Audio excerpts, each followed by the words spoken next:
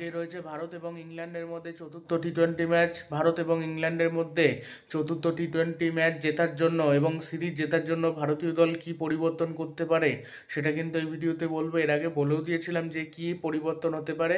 এবার একটু এই খেলা এই ম্যাচটা নিয়ে একটু আলোচনা করে দিই যে ভারত এবং ইংল্যান্ডের মধ্যে যে টি-20 ম্যাচটা হতে চলেছে, যে এই ফোর্থ টি-20 ম্যাচটা, এই ম্যাচটা কিন্তু ইংল্যান্ডও জেতার চেষ্টা করবে সিরিজ জেতার জন্য, ভারতও জেতার চেষ্টা করবে সিরিজ জেতার জন্য। দুই দলেরই কিন্তু জেতাটা খুবই গুরুত্বপূর্ণ।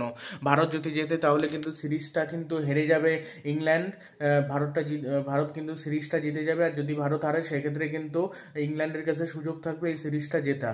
আর ভারত তো এই ম্যাচে হোয়াইট ওয়াশ, এই সিরিজে হোয়াইট ওয়াশ তাদের করতে পারবে না ইংল্যান্ডকে, বাট ইংল্যান্ডকে হারাতে পারে, প্রয়োজন পড়লে তাদেরকে হারাতে পারে। সেই জন্য হারানোর জন্য ভারত হয়তো দুটো চেঞ্জ করতে পারে। একটা হলো ধ্রুব জুড়েল দুটো ম্যাচে সুযোগ পেয়েছে, দুটো ম্যাচে কিছু করতে পারেনি, খারাপ পারফরমেন্স করেছে। এমনিতে বল হাতেও বল করছে না, শুধু ব্যাট করতে আসে।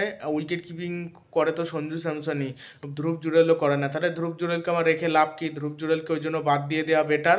ওই জায়গায় তুমি দুবেকে খেলাও, দুবেকে খেলালে বল করতে পারবে 1 থেকে 2 ওভার, আবার ব্যাটিংটা করে দিতে পারবে, ভালো ব্যাটিংটা করে দিতে পারবে। আর একটা বোলারের পরিবর্তে, সেটা রবি বিষ্ণই প্রচণ্ড বাজে ফর্মে রয়েছে, জঘন্য বল করছে। রবি বিষ্ণয়ের পরিবর্তে যদি বাদ দিয়ে যদি রমনদীপ সিংকে আনা যায়, সেটা খুব একটা খারাপ হবে না, তাহলে কিন্তু ভালোই হবে। তাহলে দুটো অলরাউন্ডার যদি চলে আসে, একজন ব্যাটসম্যান একটা বোলারের পরিবর্তে, দুজনই কিন্তু চাইলে বল করতে পারবে। বোলিং অপশান যত বাড়বে টি-20তে তত কিন্তু ভালো হবে। একটা বোলার, একটা এমনি ভালো বোলার কত 4 ওভারে কত রান দেবে? 30 থেকে 32 রান দেবে। সেখানে যদি দুটো অলরাউন্ডার যদি বল করে একটা হয়তো বোলার 20 রান দিল, একটা 30 রান, 50 রান খেলো, কিছু রান এক্সট্রা, 18 রান এক্সট্রা দিয়ে দিল, বা 10-15 রান এক্সট্রা দিয়ে দিল। সেই রানটা আমার ব্যাটিংয়ে করে দিতে পারছে তো তারা, কেন দুইজনই একজন না করলে আরেকজন করে দেবে? সেই জন্য আমার তাহলে অলরাউন্ডার নেওয়াই ভালো।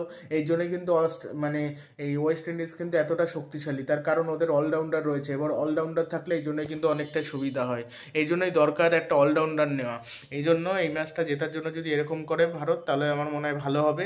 এখন সেটা দেখতে হবে ভারত সেটা করে নাকি। ভারতের যা মতিবিধি ও কি করবে কিছুই বোঝা যাচ্ছে না। তবে গৌতম গম্ভীরের কিছু চিন্তা ভাবনা থেকে বেশি স্পিনার খেলানো, এই সিরিজ যেখানেই খেলা হোক না কেন ইংল্যান্ডের বিপক্ষে বেশি স্পিনার খেলিয়ে স্পিনার ফাঁদে ফেলে চেষ্টা করছে, কিন্তু সেটা সম্ভব না। বরুণ চক্রবর্তী 2 ম্যাচেই ভালো বল করলো, কিন্তু বরুণ চক্রবর্তী ভালো বল করলে কি হবে? বরুণ চক্রবর্তী একার ভালো বলে তো কিছু যায় আসে না, বাকি বোলাররা যদি মার খায়। লাইভ লিভিংস্টোনকে দেখলাম একমাত্র অক্সার প্যাটেলকে অ্যাটাক করতে, অক্সার প্যাটেল আর অক্সার প্যাটেল না, শুধুমাত্র রবি বিষ্ণয় তুলে তুলে ছক্কা, তার বল স্পিনই করে না, সে একেবারে বোলিং পুরোপুরি ভুলে গেছে। এটাই হচ্ছে সমস্যা। কিন্তু কত সুন্দর আবার বল করছিল একটা প্লেয়ার, সেটা হলো বরুণ চক্রবর্তী। 5-5টা উইকেট নিয়ে নিল, অতটা সহজ না তো 5-5টা উইকেট নেওয়া। অনবদ্য বল করে দিল, 5-5টা উইকেট নেওয়া তো অতটা সহজ ব্যাপার না। ভালোই বল করেছিল, কিন্তু একজন ভালো বল করলে কি হবে, বাকিরা কেউ করতে পারলো না, যার কারণে সমস্যা। তোমাদের মতে কি মনে হচ্ছে ভারত এবং ইংল্যান্ডের মধ্যে চতুর্থ টেস্ট ম্যাচকে, এই টি-20 ম্যাচকে জিততে চলেছে, সেটা কমেন্ট বক্সে জানাও। আর এর মধ্যে রঞ্জি ট্রফিতে রেলওয়ের বিপক্ষে দিল্লির হয়ে খেলছিল বিরাট কোহলি, কত লোক দেখতে এসেছিল শুধুমাত্র বিরাট কোহলির জন্য এই ম্যাচ। এবং বিরাট কোহলির জনপ্রিয়তাই আলাদা। বিরাট কোহলির যদি জনপ্রিয়তা নাই থাকতো, তাহলে আরসিবি ট্রফি জেতা না সত্ত্বেও এত ফ্যান ফলোয়িং থাকতো না। যদি আরসিবিতে বিরাট কোহলি না থাকতো, শিওর ফ্যান ফলোয়িং অনেক কম থাকতো, তাহলে কলকাতার থেকে কমে যেত। কলকাতা কিন্তু কোনো প্লেয়ারের ওপর ভরসা করে না, বা ব্র্যান্ড ভ্যালুটা মূল নির্ভর করে কিন্তু পুরোপুরি বলতে গেলে যে একটা কলকাতা ব্র্যান্ড, সেই জন্যই কিন্তু এবার ওই আরসিবি বিরাট কোহলি ব্র্যান্ডের জন্যই চলে, এটাই আমি বলতে চাচ্ছি। এই যে ফিল সল্ট একটা সমস্যায় রয়েছে, একদম ফর্মে নেই। ফিল সল্ট চতুর্থ ম্যাচে খেলেও দিতে পারে, বলা যায় না। ভালো একটা শুরুটা করলে তাকে যদি প্রথম দিকে ফিরানো যায়, সে আউট। যদি ফিরানো না যায়, সে যদি একবার সেট হয়ে যায়, সে কিন্তু অনবদ্য খেলে দেয়। আর লাইভ লিভিংস্টোনও তাই, আউট না করলে শেষ। একদম খতরনাক প্লেয়ার, খতরনাক। জ্যাকব বেথেল তো বাদ পড়লো, জ্যাকব বেথেল ভালো খেলতে পারলো না। বেন ডাকেট কিন্তু প্রথম দুটো ম্যাচে খেলতে পারেনি, তৃতীয় ম্যাচটাতে ভালোই মেরে ব্যাটিং শুরু করেছিল, কিন্তু তারপরে আউট হয়ে গেছে। বাটলার আবার তৃতীয় ম্যাচটাতে খেলতে পারলো না, দুটো ম্যাচে খেললো। চতুর্থ ম্যাচে যে কি হবে সেটাই অপেক্ষা। সিরিজটা যদি হারে, তাহলে কিন্তু আবার গৌতম গম্ভীরকে ট্রল করা হবে, সমালোচনা করা হবে, সম্ভবত সেটা হবে না।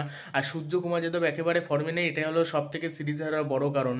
প্রতিটা ম্যাচে যদি তিলক বর্মাকে খেলতে হয়, বা সঞ্জু স্যামসন বা অন্য প্লেয়ারকে খেলতে হয়, তাহলে তো সমস্যা না। সূর্যকুমার যাদব নিজে অধিনায়ক, নিজেই যদি খেলতে না পারে তাহলে প্রবলেম। এবার যেদিন থেকে সে অধিনায়ক হয়েছে সেদিন থেকে সে খেলতে পারে না। ভারতের হয়ে যেদিন থেকে টি-20তে অধিনায়ক হয়েছে সেদিন থেকে খারাপ খেলছে সূর্যকুমার যাদব। এত খারাপ খেলতে থাকলে তো প্রবলেম, তার তো রান করতে হবে, সে অধিনায়ক, সেটা ভুলে গেলে কি করে চলবে। সে মনে হয় ভুলেই গেছে সে অধিনায়ক, সেই জন্য সে যেমন পাচ্ছে ওরকম পারফরমেন্স করে দিচ্ছে, যার কারণে কিন্তু সমস্যা হচ্ছে। আমার যা মনে হয় সেটাই কিন্তু বললাম, মানে এই জন্যই কিন্তু খেলতে পারছে না। এটা যদি না হতো তাহলে ভালো হতে পারতো হয়তো, সম্ভবত হয়তো ভালো হতে পারতো। তো এখন দেখা যাক কি হয়, এই ম্যাচটা কে জেতে। হুম।